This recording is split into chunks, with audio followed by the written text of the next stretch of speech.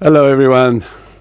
Good evening, and thank you very much joining me and Tibetan Buddhist Society Canberra and all your friends on this regular Thursday night teachings.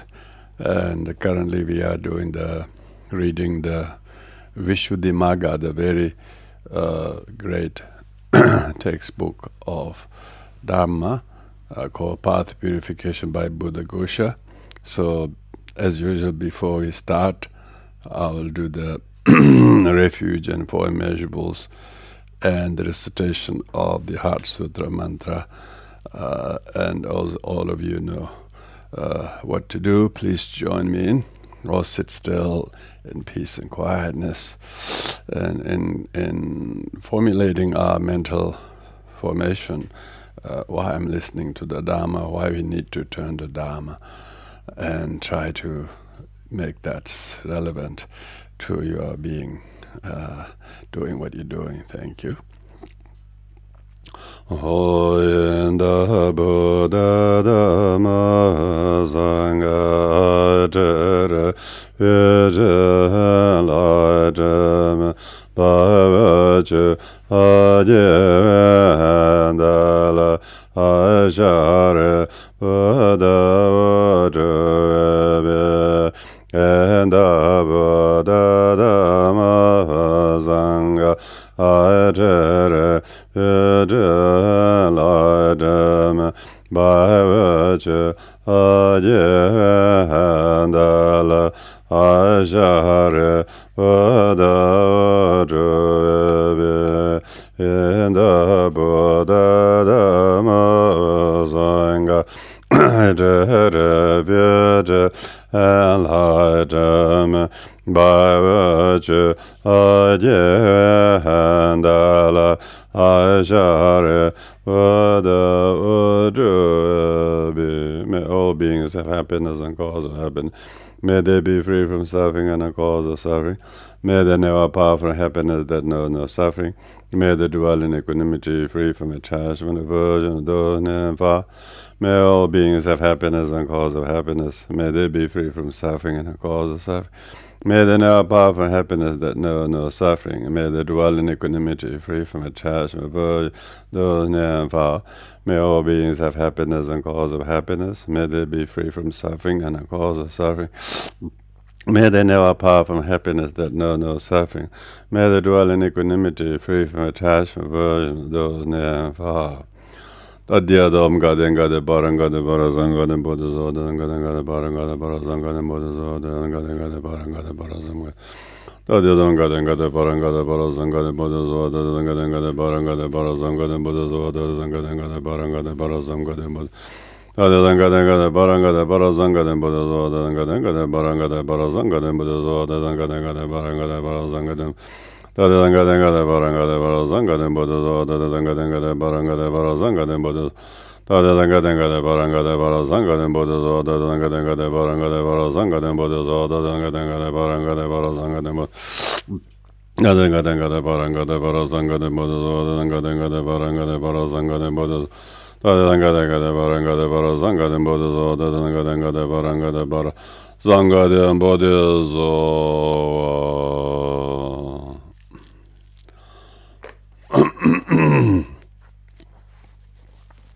So we currently have finished as far as we're doing right now chapter 8 and chapter 8 on the section number 61 which starts with 10-fold skill in giving attention. That's a very good topic.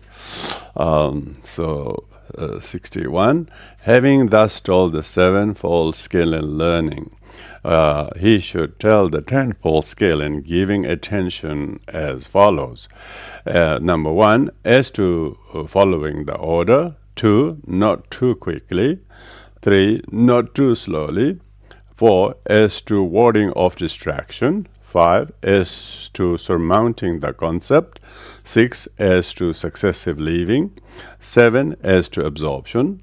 And 8 to 10, as to the 3 sutantas. First, 62. 1. Here, as to the following order, from the time of beginning the recitation, attention should be given following the serial order without skipping. For just as when someone who has no skill climbs a 32-rung ladder using every other step, his body gets exhausted and falls without completing the climb. So too, one who gives it attention skipping parts become exhausted in his mind and does not complete the development, since he fails to get the satisfaction that ought to be got with the successful development. This is very true. And when we do the counting in the breath, when you do the one round, breathing in, breathing, retaining, exhaling, if you do the count, it really helps to keep your attention strong. 62, number 2. Also, when he gives attention to it following the serial order, he should do so not too quickly. For just as when a man sets out on a 3-league journey, even if he has already done the journey out and back 100 times rapidly without taking note of turning to be taken or avoided, though he may finish his journey, he still has to ask how to get there. So too, when the meditator gives his attention to the meditation subject too quickly, though he may reach the end of the meditation subject, it does not become clear or bring about any distinction, so he should not give his attention to it too quickly. 3. And as not too quickly, so also not too slowly. For just as a man wants to do a 3-league journey in one day, if he loiters on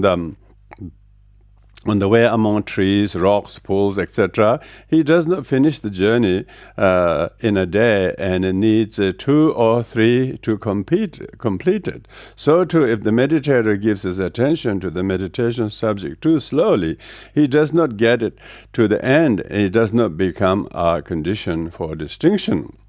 4. As to warding off distraction, he must ward off temptation to drop the meditation subject and let his mind get distracted among the varied of external objects. For if not, just as when a man has entered on a 1-foot wide cliff path, if he looks about here and there without watching his step, he may miss his footing and fall down the cliff, which is perhaps as high as 100 men. So too, when there is outward distraction, the meditation subject gets neglected and deteriorates. So he should give his attention to it, warding of distraction. 5 is to surmounting the concept. This name concept, beginning with the head hairs or body hairs, must be surmounted, and the conscious subject on the aspect repulsive. For just as a man when find a water hole in a forest in a time,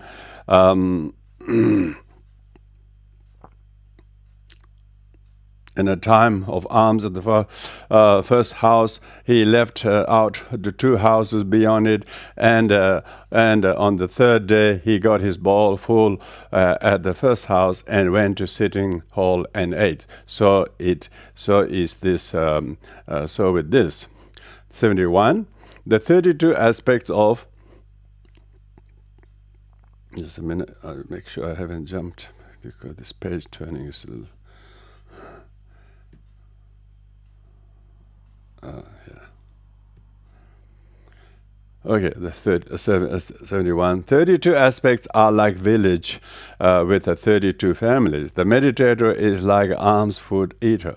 The meditator's primary work is like the alms food eater going to live near the village. The meditator continuing to give attention after leaving out those parts that do not appear, and doing his preliminary work on the pair of parts that do appear is like alms food eaters getting building 2 lots of arms at the first house and leaving out 1 house beyond it, and like his next day getting 3 lots of arms at the first house and leaving out 2 houses beyond it, the arousing of absorption by giving attention again and again to that which has appeared, that more clearly of 2 is like alms food eater getting his bowl full at the first house on the 3rd day and then going to the sitting hall and eating. Number 7, as to absorption. As to absorption parts by part, the attention here is this. It should be understood that absorption is brought about in each one of the parts. 8 to 10, as to the 3 suttantas, the intention here is this. It should be understood that the 3 suttantas, namely those on higher consciousness, on coolness, and on skill and enlightenment factors, have their purpose, the linking of energy with concentration. 8. So herein the sutta should be understood to deal with a higher consciousness. Bhikshu, there are 3 signs that should be given attention from time to time by a bhikshu intent on higher consciousness. The sign of concentration should be given attention from time to time. Sign of exertion should be given attention from time to time. Sign of equanimity should be given attention from time to time. If a bhikshu intent on higher consciousness gives attention only to a sign of concentration, then his consciousness may reduce to idleness.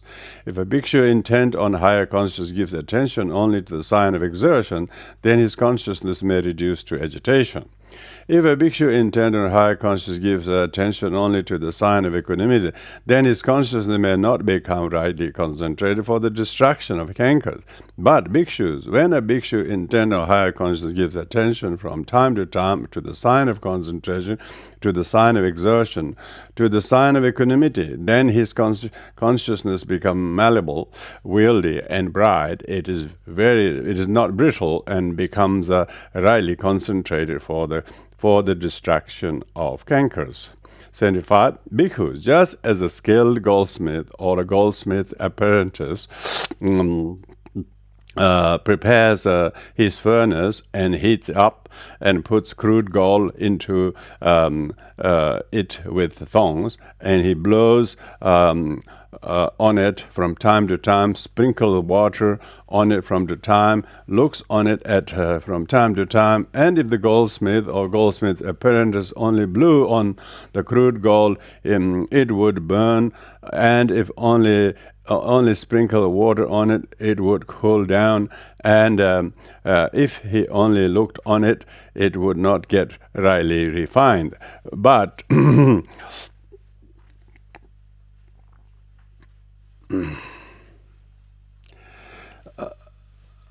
when he sets about it, he should first apprehend learning the sign of his hairs.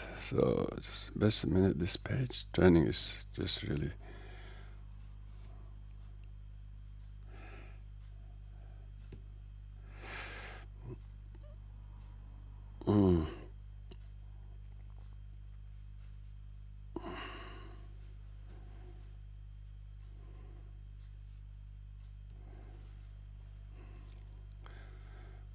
This is complicating. Just hang on a minute, everyone.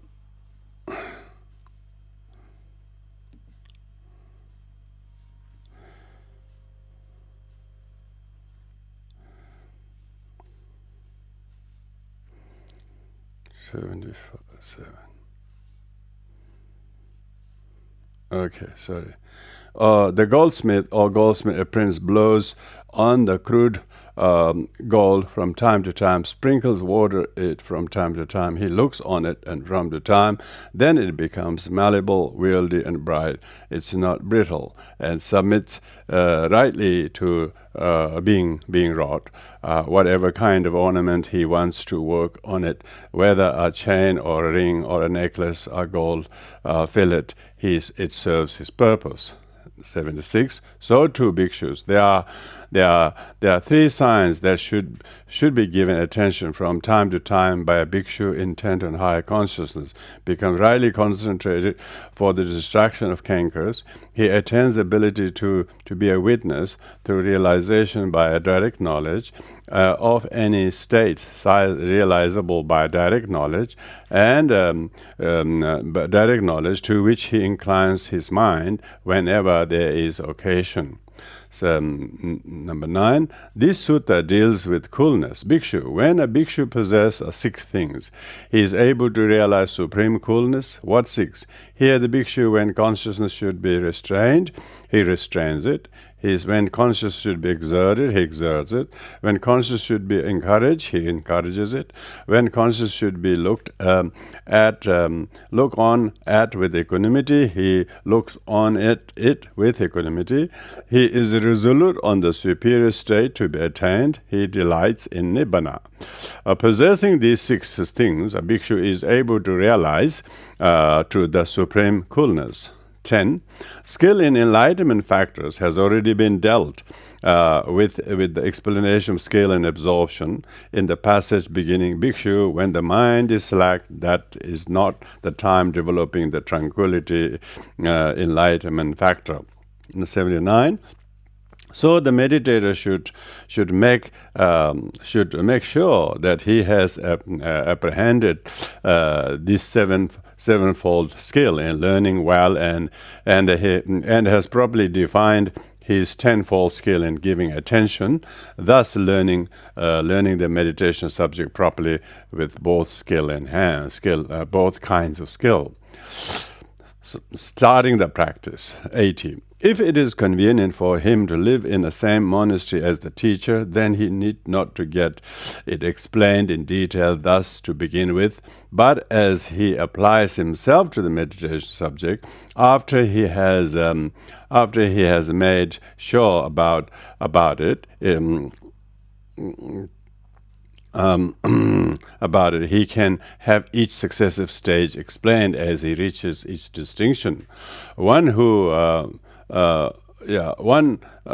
wants to live elsewhere, however, must get it explained to him in detail in the way already given, and he must turn it over and over, getting all the difficulties solved.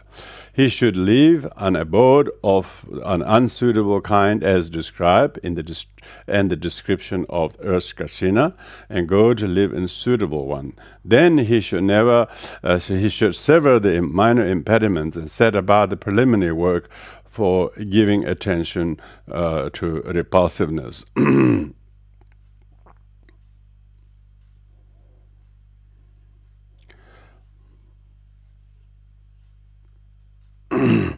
81. When he sets about it, he should first apprehend the learning sign in head hairs. How? The color should be defined first by plucking out 1 or 2 head hairs and placing them on the palm of the hand. He can also look at them in the hair cutting place, or in a bowl of water or a rice gruel. If the one he sees are black, when he sees them, he should be brought to his mind as black.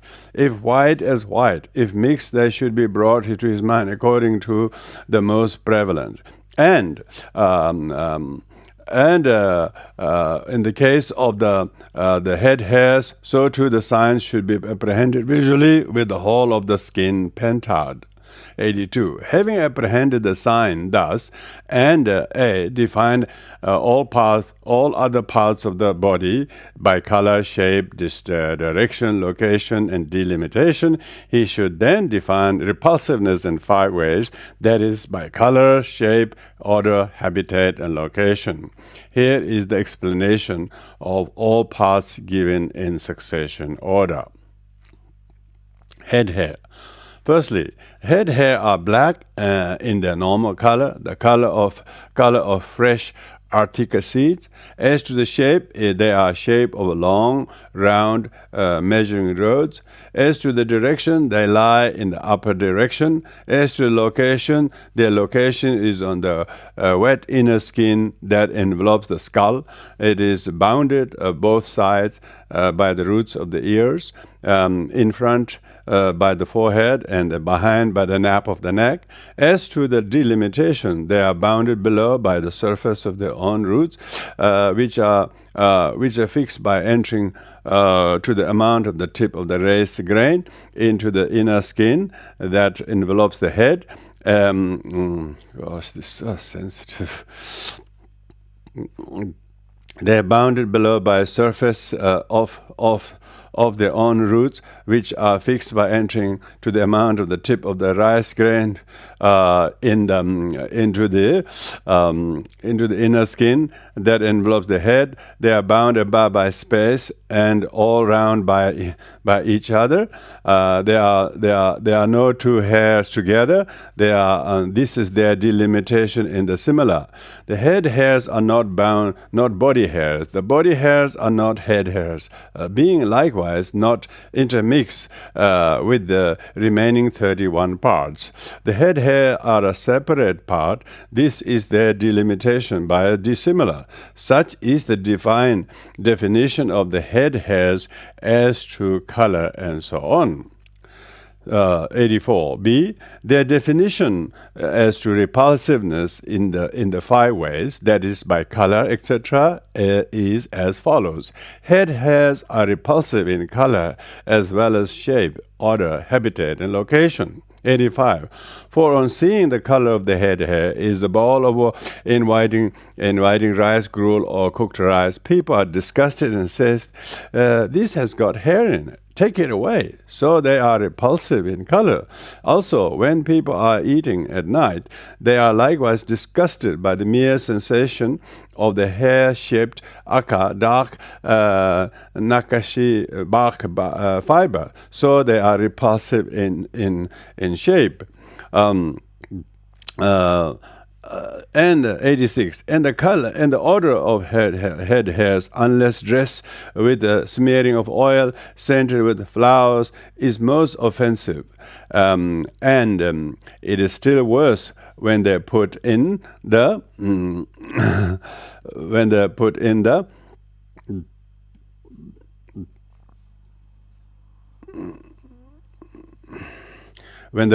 direction. Just a minute. I'm really having this is really difficult. It hasn't helped at all.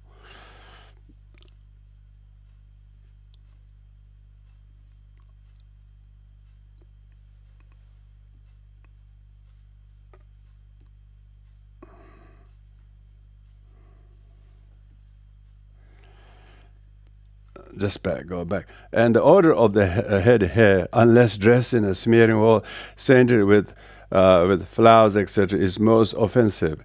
And if it is still worse when they are put in the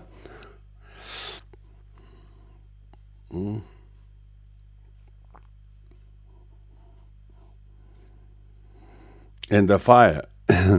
Even if the head hair are not directly repulsive in color or shape, still their odor is directly repulsive, just as the baby's excrement, as to its color, is the color of the turmeric, and as to its shape, is the shape of a piece of turmeric root.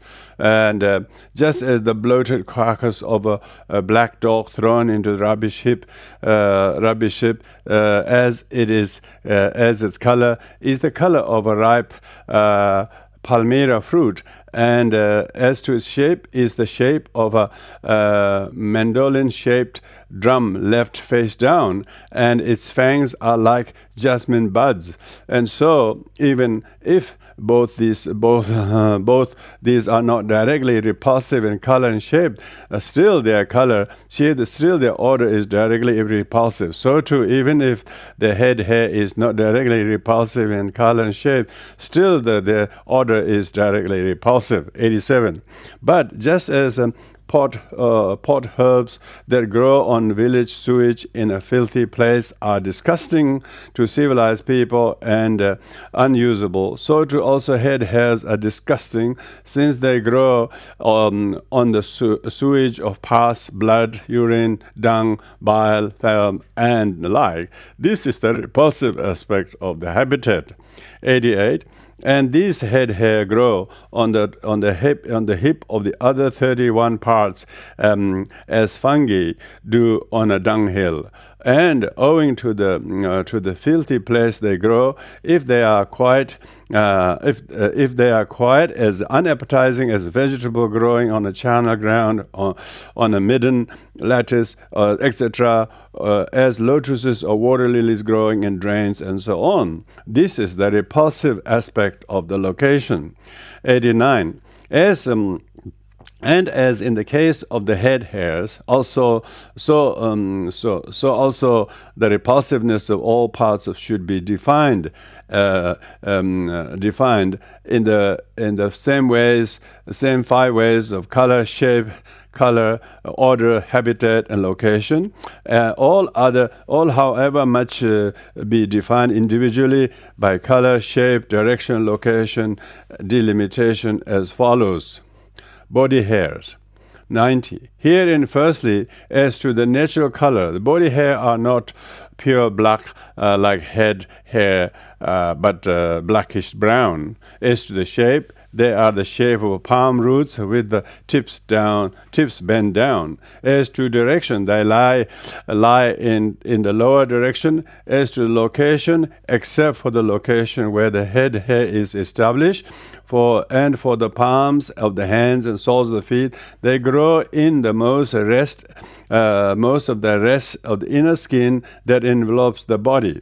As to the delimitation, they are bounded below by the surface of their own roots, which are fixed by entering to the extent of lika into the inner skin that envelopes the body above the space and all around each other. There are no way the two body together. This is delimitation by the similar, but their delimitation by the dissimilar is like that for the head hairs. Note, these two last sentences are repeated verbatim at the end of the description of each part. They are not translated in the remaining 30 parts. 91. Nails. Nails is the same nails in the name for the 20 nail plates. They are all white as to color. As to shape, they are shape of fish scales. As to the direction, the toenails are in the lower direction, the fingernails in the upper direction, so they grow in two directions. As to location, they're fixed on the tip of the back of the fingers and toes. As to the delimitation, they are bound in the two.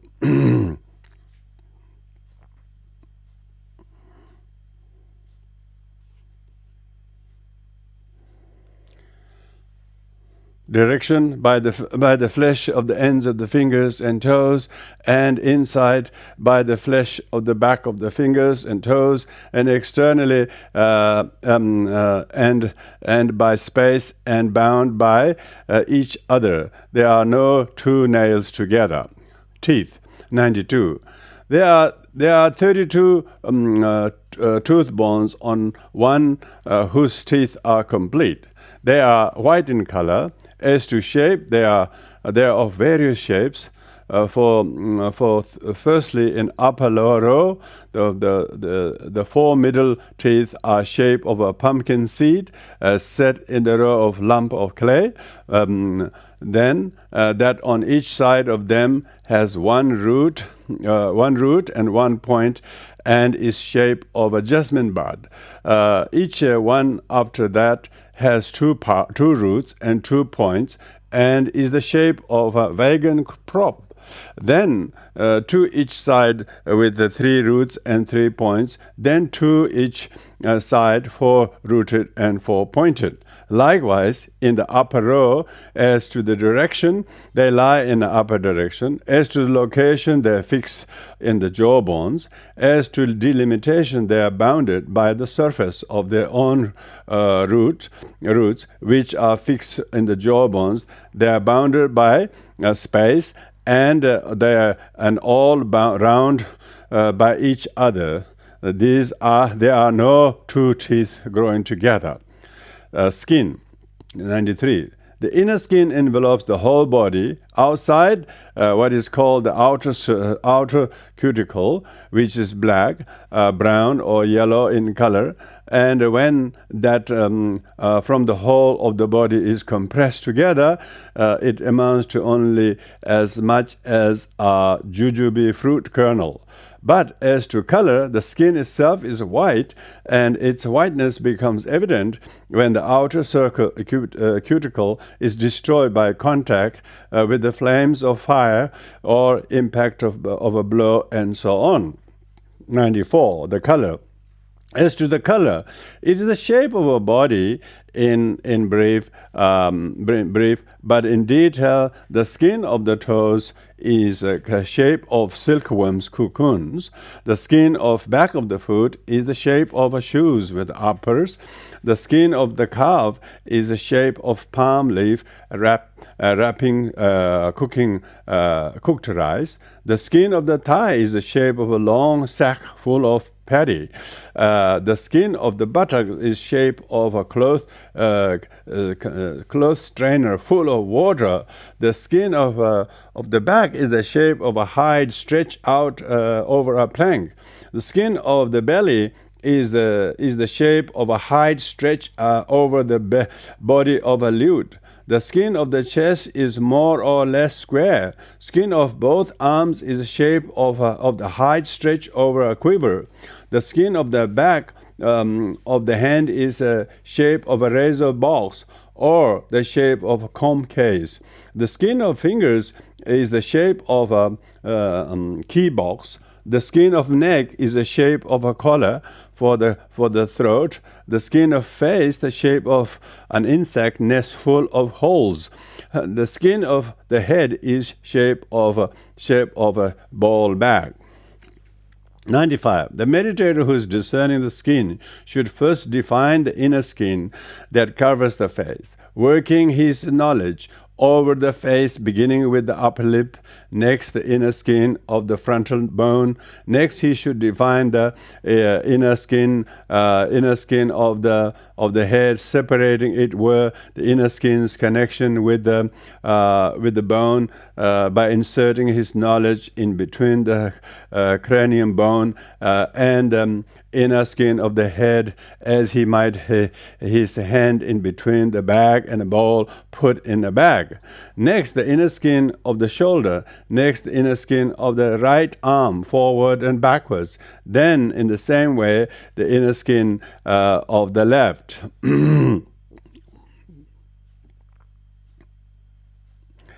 Inner skin of the left.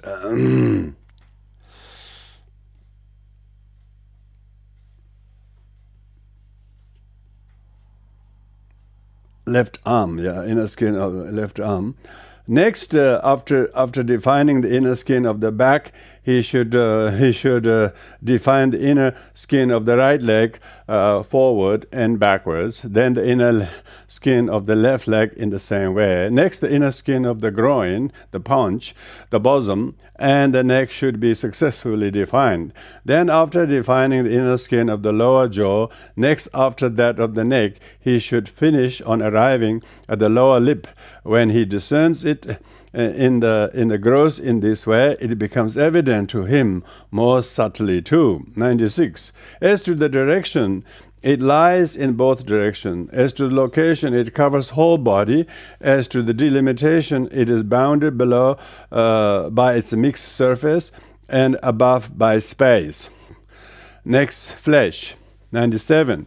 There are 900 pieces of flesh. As to the color, it is all red, like kimsuka flowers.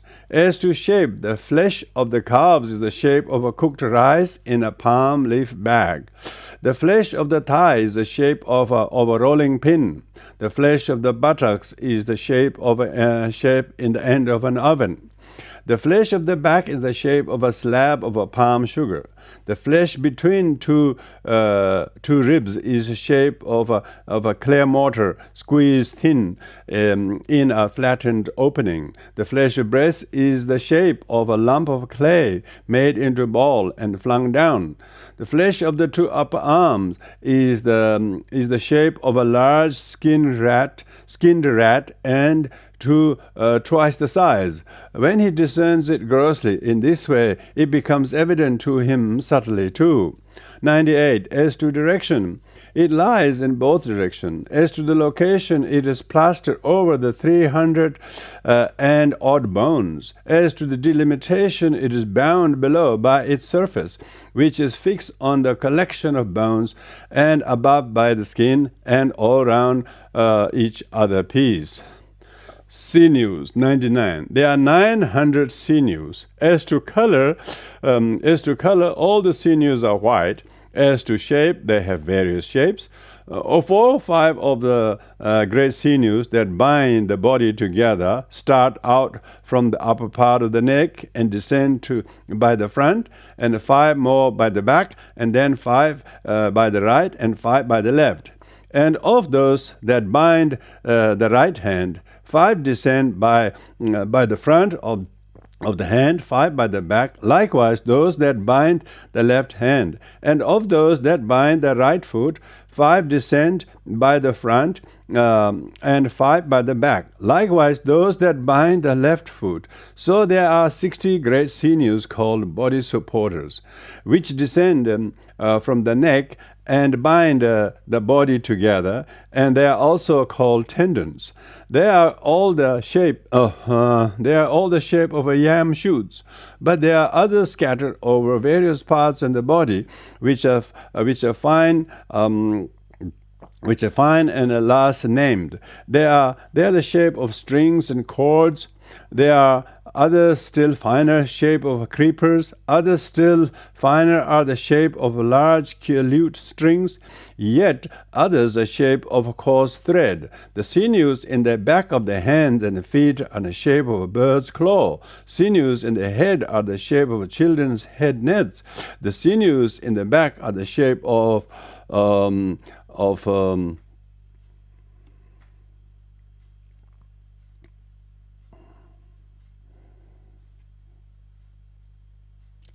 wet net spread out in the sun. The rest of the sinews following the various limbs are shape of a net jacket filled to the body.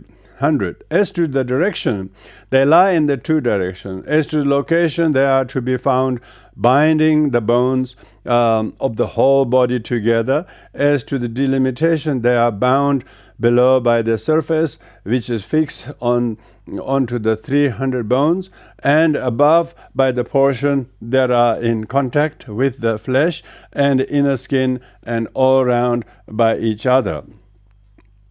Bones. 101. Excepting the 32 teeth bones, these consist of remaining 64 hand bones, 64 foot bones, 64 four bones depend on the flesh, 2 heel bones, then in each leg 2 ankle bones, 2 shin bones, 1 knee bone, and 1 thigh bone, 2 hip bones, 18 spine bones, 24 rib bones, 14 breast bones, 1 heart bone, sternum, 2 collar bones, 2 shoulder blades bones, 2 upper arm bones, 2 pairs of forearm bones, 2 neck bones, 2 jaw bones, 1 nose bone, 2 eye bones, 2 ear bones, 1 frontal bone, 1 occipital bone, 9 sensipital bones. So there are exactly 300 bones. As to the color, they are all white. As to shape, they are of various shapes. 102. Herein, the end bones of the toes are the shapes of kataka seeds. Those next to them in the middle section are the shape of a jackfruit seeds. The bones of the base sections are the shape of a small drum. Bones of the back of the foot are shape of a bunch of bruised yarns.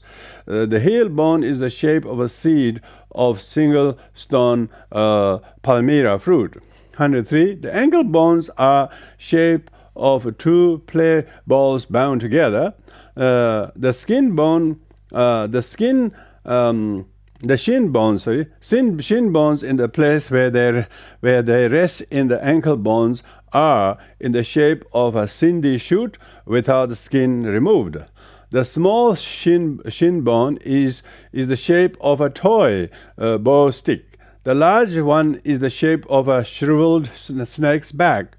The knee bone is the shape of a lump of froth melted on one side. Herein, the place where the shin bone rests on it is the shape of a blunt cow's horn. The thigh bone is the shape of barely pared handle for an axe or hatchet. The place where it fits into the hip bone is the shape of a play ball. Place in the hip bone where it is set is the shape of a big punanga fruit with end cut off. 104. The two hip bones, when fastened together, are the shape of a ring fastening of a smith's hammer. The buttock bones on the end of them is the shape of an inverted snake's hood. It is perforated in 7 or 8 places. The spine bones are internally the shape of a lead sheet pipes put one on top of the other. Externally, they are the shape of a string of beads. They have 2 or 3 rows of projections next to each other like a teeth of a soul.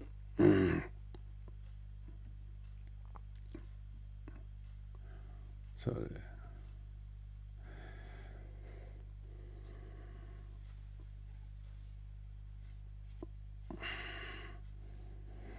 Of the 24 rib bones, the incomplete ones are the shape of an incomplete Cerberus, and the complete ones are the shape of a complete Cerberus.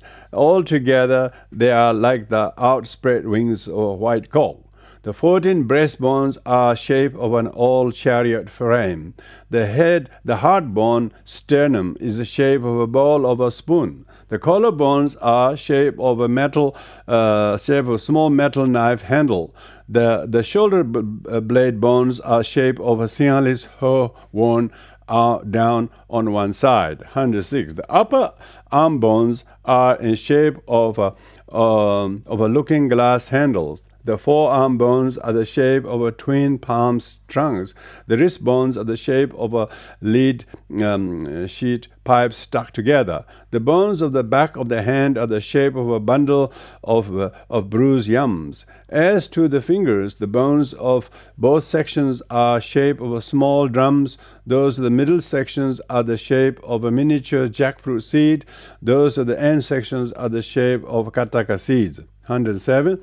The 7 neck bones are the shape of a ring of bamboo stem threaded one after the other on a stick. The lower jack bone is the shape of a smooth iron hammer ring fastening. The upper one is the shape of a knife for scraping the ring rind off sugar cane. The bones of the eye sockets and nostril sockets are the shape of a young palmyra seeds with kernels removed. The frontal bone is the shape of an inverted ball made of a shell.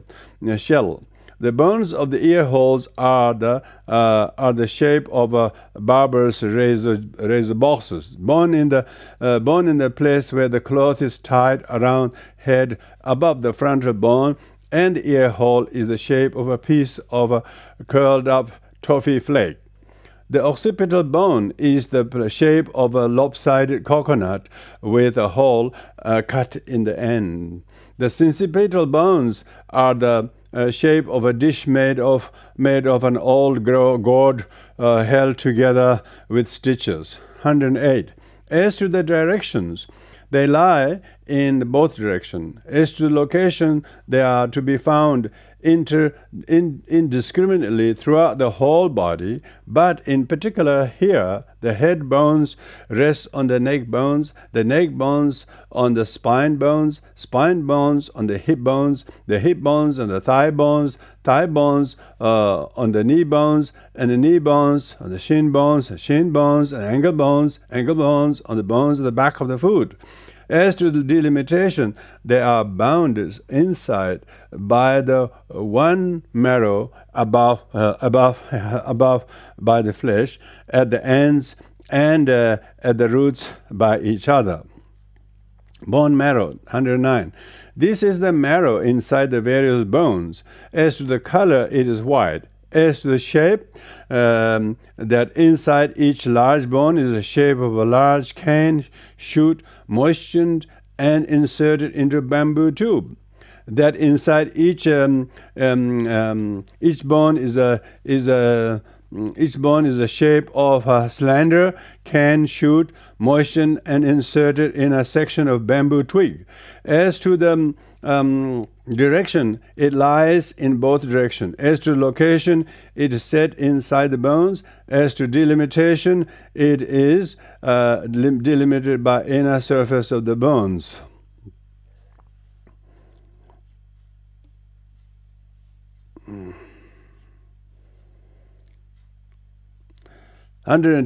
This kidney. This is two pieces of flesh with a single ligature.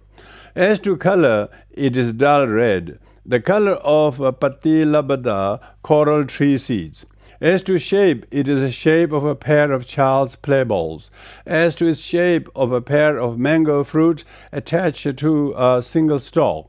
As to direction, it lies in the upper direction. As to location, it is to be found on either side of the heart flesh, being fastened by a stout sinew that starts out with one root from the base of the neck and divides into tube after going a short way. As to the delimitation, the kidney is bound by what appertains to kidney.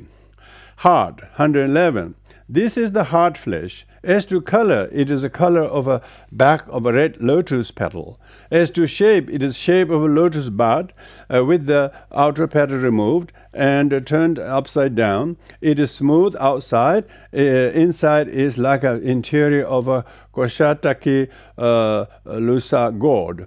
In those who possess understanding, it is little expanded. In those without understanding, it is still only a bud. Inside is there a hollow the size of a punanga seed's bed, where half of posata measure of blood is kept, in with which they support the mind element and mind consciousness elements occur. 112. That is one of greedy temperament is red, that in one of hating temperament is black, that in one of deluded temperament is like water that meat has been washed in, that in one of the speculative temperament is like a lentil soup in color, that in one of the faithful temperament is the color of a yellow kunikara flowers, that in one of understanding temperament is limpid, clear, unturbid, bright, pure, like a washed gem of a pure water, and it seems to shine. 113. As to direction, it lies in the upper direction. As to location, it is to be found in the middle between the two breasts, inside the body. As to delimitation, it is bound by what pertains to heart. Liver. 114. This is a twin slab of flesh. As to color, it is a brownish shade of red, the color of the not too red backs of the white water lily petals. As to shape, with its single root and twin ends, it is shape of a covillara leaf. In sluggish people, it is single and large. In those possessed of understanding, there are 2 or 3 small ones. As to the direction, in those people of understanding, there are 2 or 3 small ones. As to direction, it lies in the upper direction. As to location, it is to be found on the right side, inside from the 2 breasts. As to delimitation, it is bound by what pertains to liver. Midriff, 115. This is the covering of a flesh which is of 2 kinds, namely the concealed and the unconcealed. As to the color, both kinds are white, color of ducula muslin rag. As to shape, it is shape of a location, shape of its location. As to location,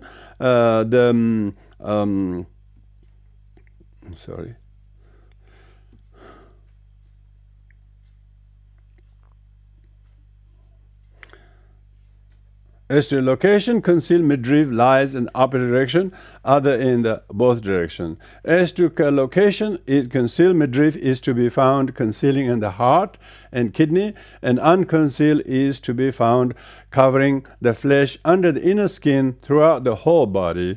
As to the delimitation, it is bounded below by the flesh, above the inner skin, and all round by what pertains midriff. Spleen, 116. This is the flesh of the belly's tongue. As to color, it is blue, the color of mugudi flowers.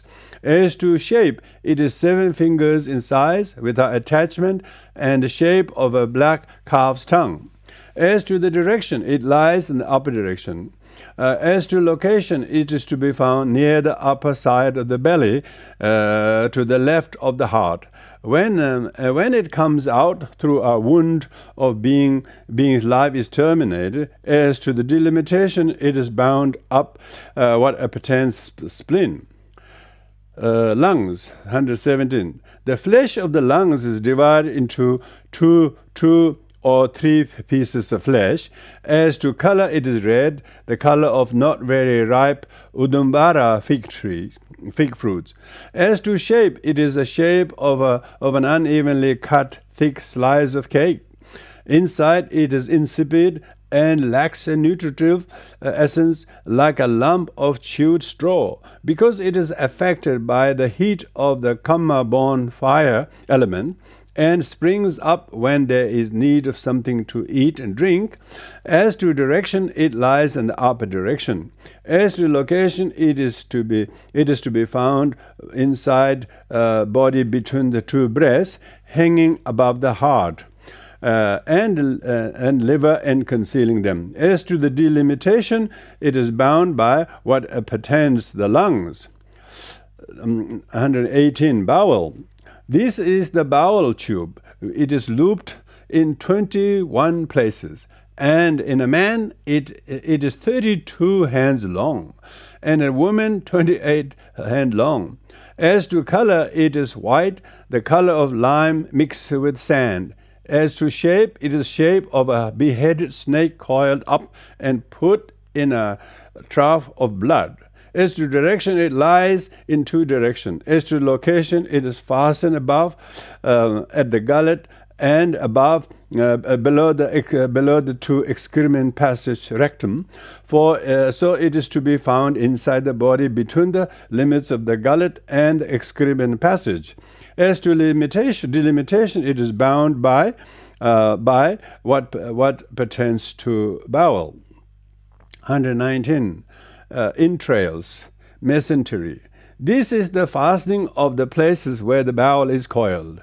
As to color, it is white, the color of Dakasa dalika, white edible water lily roots. As to the shape, it is the shape of those roots too. As to direction, it lies in the direction. As to the location, it is to be found inside the 21 coils of the ball, like the strings.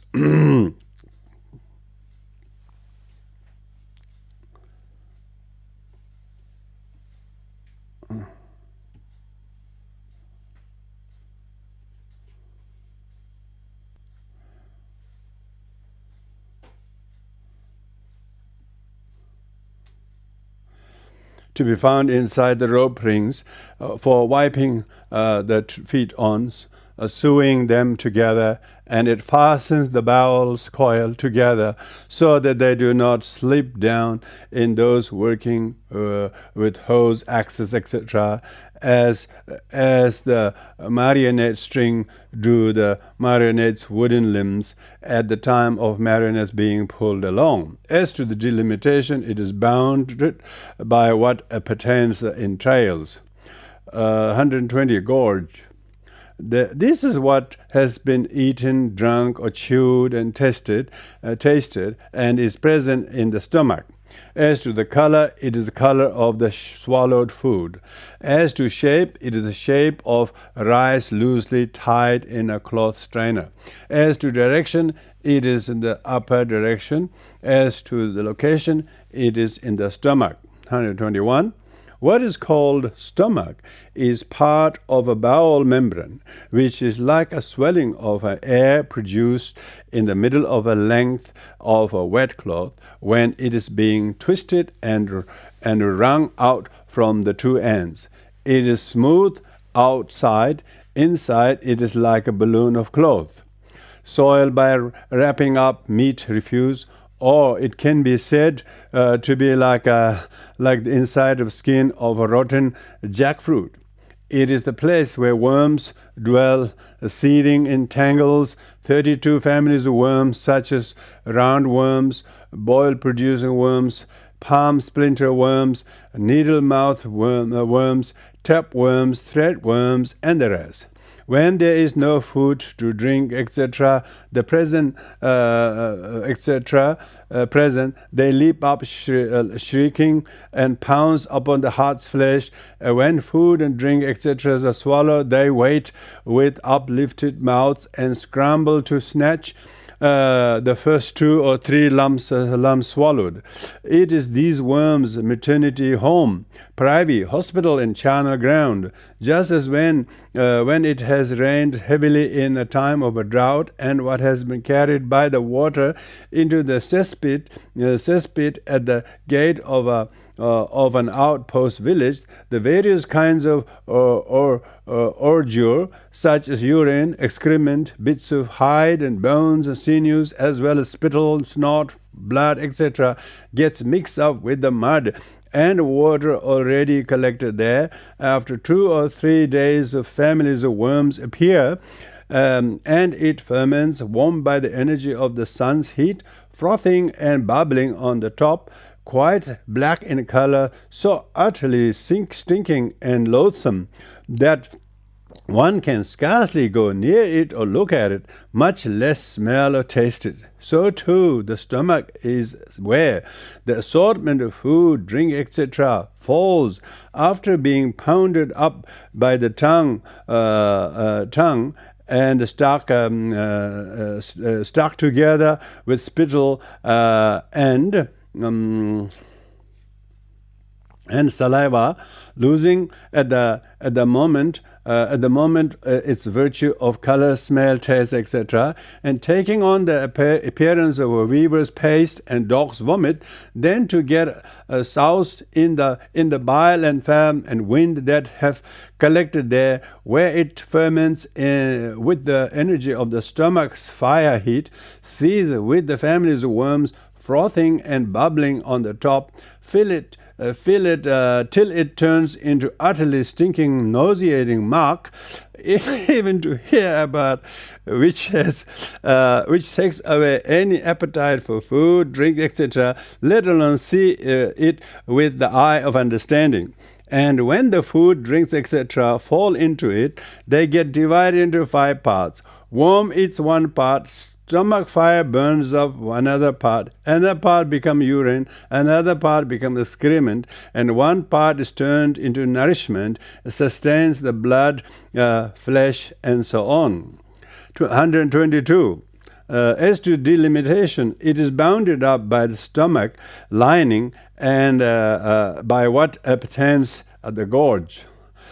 123. The dung. This is excrement. As to color, it is mostly color of eaten food. As to shape, it is the shape of its location. As to direction, it is the lower direction. As to location, it is to be found in the receptacle of for digested food, rectum. 124. The receptacle of digested food is the lowest part or at the end of the bowel, between the navel and the root of the spine. It measures 8 finger breadths in height and resembles a bamboo tube.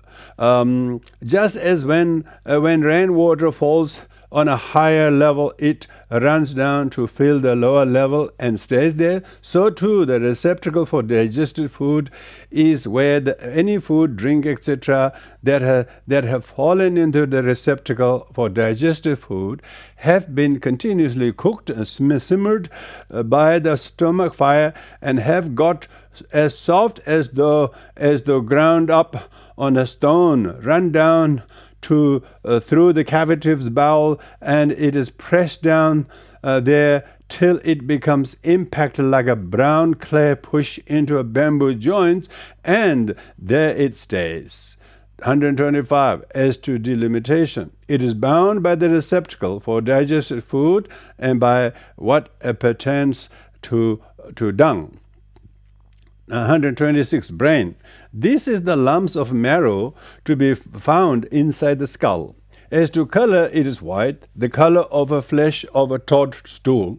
It can also be said that it is the color of turned milk that has not yet become curd. As to the shape, it is the shape of its location. As to location, it belongs to upper direction. As to direction, it belongs to the upper direction. As to location, it is to be found inside the skull, like 4 lumps of dough put together to correspond with skull's 4 sutured sections. As to delimitation, it is bound by the skull's inner surface by what appertains brain. 127. Bile. There are 2 kinds of bile, local bile and free bile. Herein, as to color, the local bile is color of a thick maduka oil. The free bile is color of a faded akali flowers. As to shape, both are shape of their location. As to direction, the local bile belongs to the upper direction, the other belongs to both direction. As to the location, the free bile spreads like a drop of oil in water all over the body.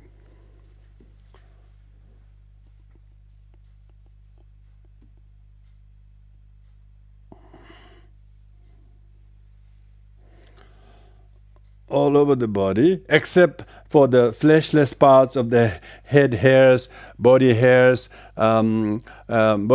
teeth, nail, and hard, dry skin. When it is disturbed, the eye becomes yellow. Don't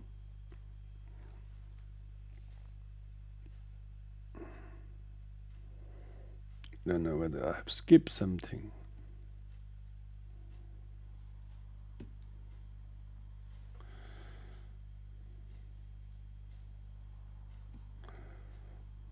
I haven't, so that's good.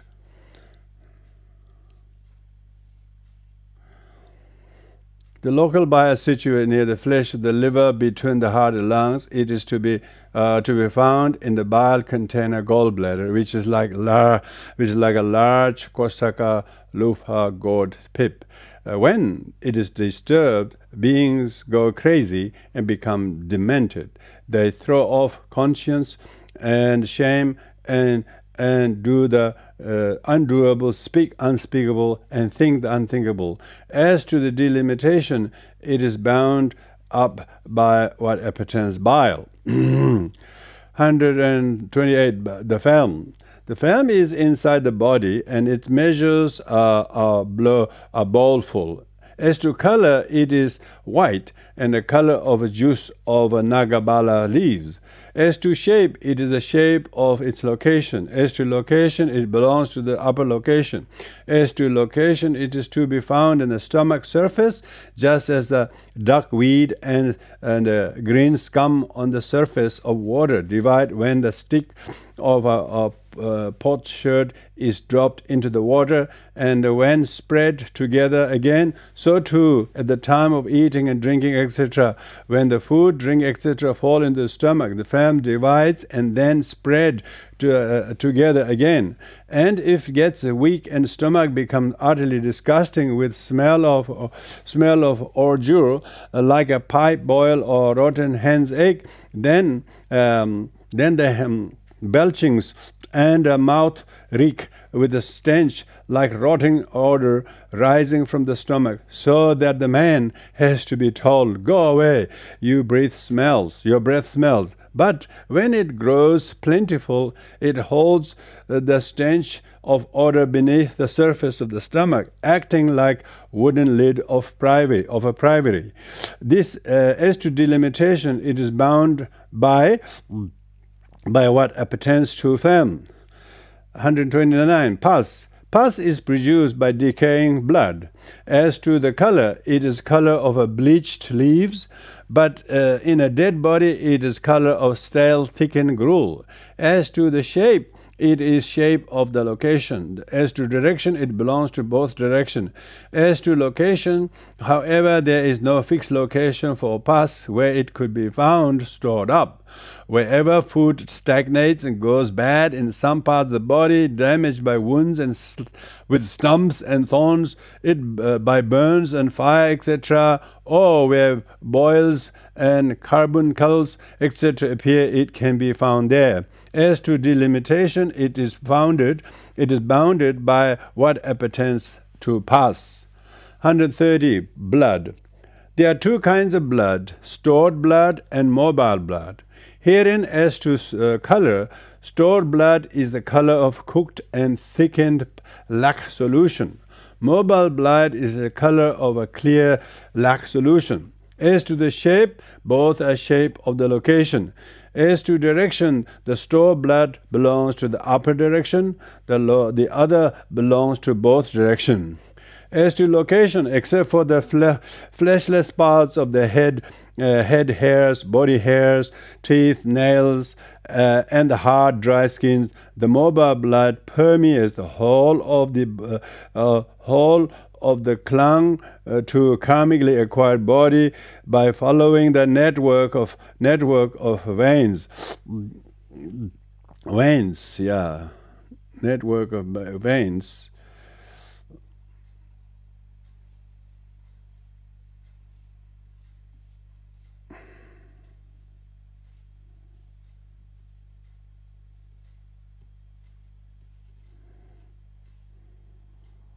Stored blood filled the lower part of the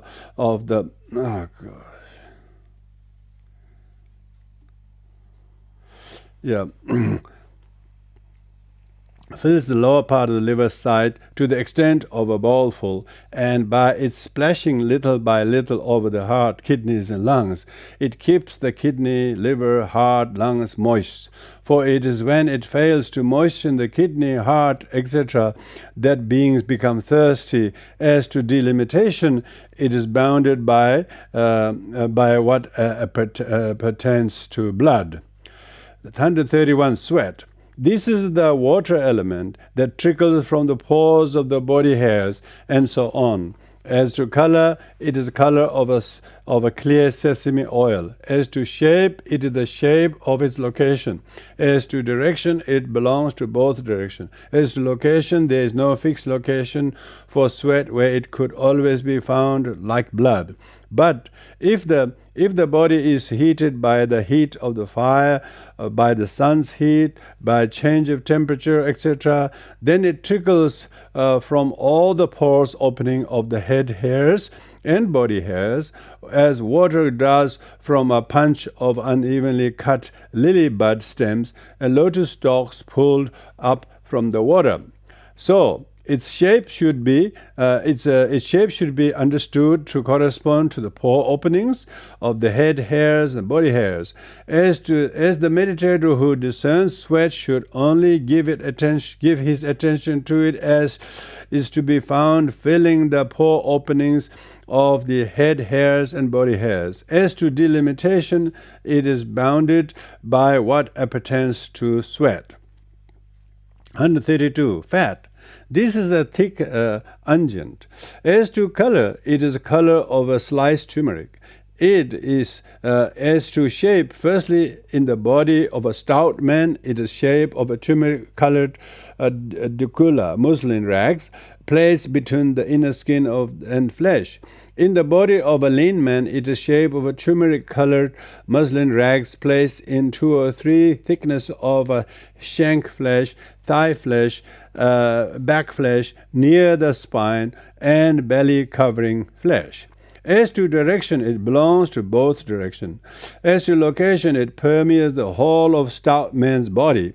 It is to be found on a lean man's shank flesh, and so on. And though it was described as unguent above, still it is neither used as oil on the head nor oil for the nose, etc., because of its utter disgustingness. As to the delimitation, it is bounded below by the flesh, above by the inner skin, and by round all by what pertains to the fat. 133. Tears. These are water element that trickles from the eye. As to the color, they are color of clear sesame oil. As to shape, they are shape of their location. As to the direction, they belong to the upper direction. As to location, they are to be found in the eye sockets, but they are not stored in the eye sockets all the while, as the bile is in the bile container. But when beings feel joy or laugh uproariously,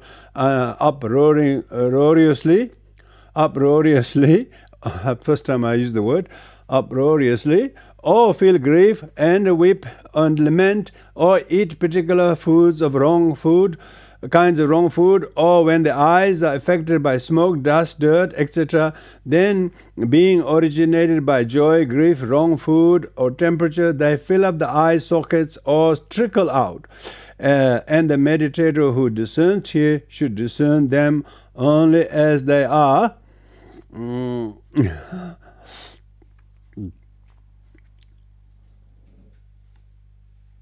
Only as they are to be found filling the eye sockets. As to the delimitation, they are bounded by what appertains to tears. 134. Grease. This is melted unguent. As to color, it is the color of a coconut oil. Also, it can be said to be the color of oil sprinkled on gruel. As to shape, it is a film, the shape of a drop of unguents spread out over still water at the time of bathing. As to direction, it belongs to both directions. As to location, it is to be found mostly in palms of the hands, back of the hands, soles of the feet, back of the feet, tip of the nose, forehead, points of the shoulder, as it is not always to be found in the melted state in these locations, but when these parts get hot with the heat of a fire, the sun's heat, upsets of temperature, upsets of elements, then it's spread here and there in those places like the film from the drop of unguent on the still water at the time of bathing. As to delimitation, it is bound by what appertains to grease. 135. Spittle. This is water element mixed with froth inside the mouth. As to color, it is white, the color of the froth. As to shape, it is shape of the location, or it can be called the shape of a froth. As to direction, it belongs to the upper direction. As to bottom, as to the location, it is to be found on the tongue after it has descended from the cheeks on both sides. and it is not always found stored there, but when beings see particular kinds of food, remember them, or put something hot or bitter or sharp or salty or sour into the mouth, or when the hearts are faint, or nausea arises on some account, then spittle appears and runs down from the cheeks on both sides and to settle on the tongue. It is thin at the tip of the tongue. It is thick at the root of the tongue. It is capable, without getting used up, of wetting unhusked rice or anything else chewable that is put into the mouth, like the water in a pit scooped out in a river sand bank. As to delimitation, it is bound by the what appetence spittle. 136. Snot. This is impurity that trickles out from the brain. As to the color, it is the color of a young palmyra kernel. As to shape, it is shape of its location. As to direction, it belongs to the upper direction. As to location, it is to be found filling the nostril cavities. And it is not always to be found stored there, but rather just as though a man tied up curd in the lotus leaf, which he then pricks with a thorn underneath, and when ooze out and dripped, so too when beings weep or suffer a disturbance of elements produced by a wrong food temperature, then the brain inside the head turns into stale phlegm and oozes out and comes down by an opening in the palate, and it fills the nostrils and stays there or trickles out.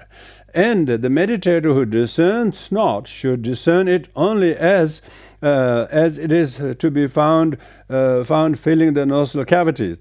As to the delimitation, it is bound by what appertains is not.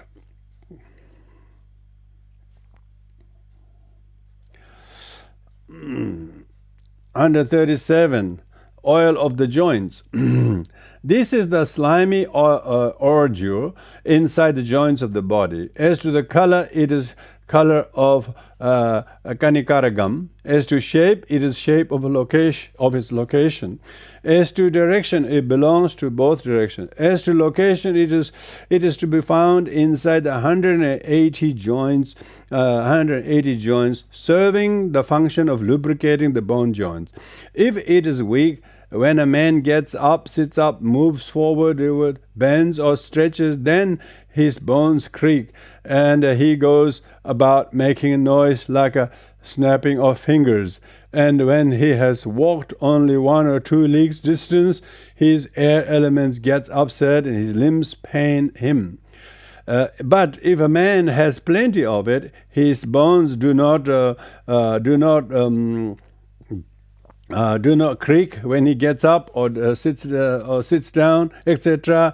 Even when he has walked long distance, his air element does not get upset, and his limbs do not pain him. As its delimitation, it's bounded by what appertains oil of the joints. 138. Urine. This is the urine solution. As to color, it is color of the bean brine. As to shape, it is shape of water inside the water pot placed upside down. As to direction, it belongs to lower direction. As to location, it is to be found inside the bladder. For the bladder sac is called the bladder, just as when a porous pot with no mouth is put into a cesspool, then the solution from the cesspool gets into the porous pot with no mouth, even though no way of entry is evident. So too, while the urinary secretion from the body enters the bladder, its way of entry is not evident, its a way of exit, however, is evident. When the bladder is full of urine, beings feel the need to make water. As to delimitation, as to delimitation, it is delimited by the inside of the bladder and by what is similar to urine. This is delimitation by the similar. But its delimitation by the dissimilar is like that of the head hairs. 139. Arising of absorption. When the meditator has defined the parts of beginning with head hairs in this way, by its color, shape, direction, location, delimitation, and he gives his attention in the ways beginning with following the order, not too quickly, or to their repulsiveness in the 5 aspects, color, shape, smell, habitat, location, then at last he surmounts the concept. Then, just as a man with the good side is observing a garland of flowers, 32 colors, knotted and single string, and all the flowers become evident to him simultaneously, so too when the meditator observes his body. Thus, there are in this body head hairs, then all these things become evident in him, as it were, simultaneously. Hence it was said above in the explanation of skill in giving attention. For when a beginner gives his attention to head hairs, his attention carries on till it arrives at the last part, that is urine, and stops there. If he 140, if he applies his attention externally,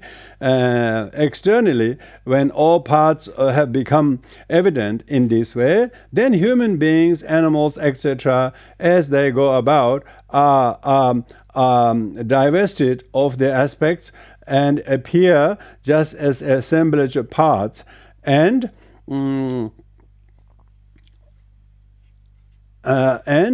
when drink, food, etc., is being swallowed by them, it appears as though they were being put in among the assemblage of parts. 141.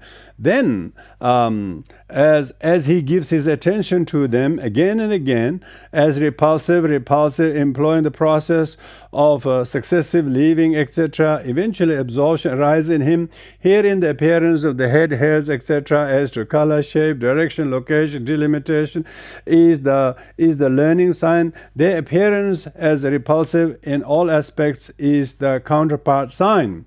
As he cultivates and develops the counterpart sign, the absorption arises in him, but only of the first jhana, in the same way as described under foulness as the meditation subject, and it arises singly in one to whom only one part has become evident, or one who has reached absorption in one part and makes no further effort about another. But the several first jhana, according to the number of parts, are produced in one to whom several parts have become evident, or who has reached jhana in one and also makes further effort about another, as in the case of the elder Malaka. The elder, it seems, took the elder Abhaya, the Diga reciter, by the hand, and after saying, "Friend Abhaya, first learn this matter," he went on. Elder Malaka is the obtainer of 32 jhanas in the 32 parts. If he enters upon one by night and one by day, he goes on entering upon them for over a fortnight. But if he enters upon one each day, he goes on entering upon them for over a month. 143. And although this meditation is successful in this way, with the first jhana, it is nevertheless called mindfulness occupied with the body, because it is successful through the influence of the mindfulness of color, shape, and so on. 144. And The bhikkhu who is devoted to this mindfulness, occupied with the body, is a conqueror of boredom, delight, and boredom does not conquer him. He dwells transcending boredom as it arises. He is a conqueror of fear and dread, and fear and dread do not conquer him. He dwells transcending fear and dread as they arise. He is the one who bears cold and heat. He endures arisen bodily feelings that are menacing to life. He becomes an obtainer of 4 jhanas based on the color aspect of the head, hairs, etc. And he comes to penetrate 6 kinds of direct knowledge. So let a man, if he is wise, untiringly devote his days to mindfulness body, which rewards him in so many ways. This is the section dealing with mindfulness occupied with body in the detailed treatise. Thank you. So that's a very good place to stop.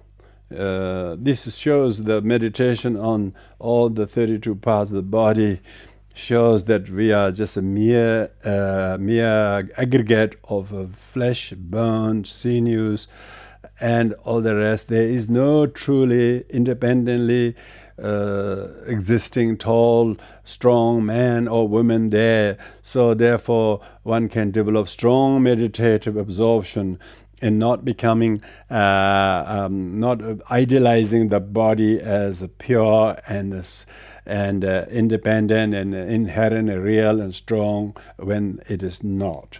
So this becomes very powerful remedy to attachment to body which is not desirable at all, from its color, from its shape, from its texture, from its location, from its smell, from its all the rest. Body by all means is not a desirable thing. So one must therefore retreat from clinging and grasping and craving body, not only other people's body, but even attachment to one's own body. When it shows sign of decay and sickness, we should understand that is what it is. So with this we will conclude here. Thank you everyone. With the dedication merit. Om Vade Mere Me Hovaga Deva Mezage Hom Neze Mehale Vereda Bironde Oceana Bada Desenede Herenda Mahayana Jeje Whatever merit I have ever Meo Begas and Levas Choedak Mahayana Jeje Courage Manje Shenyavade as a mantra Bhadra de life follow it over the hills I shall dig all the matter may the excellent body jida teba where an ayadans where has been permitted freely with the generous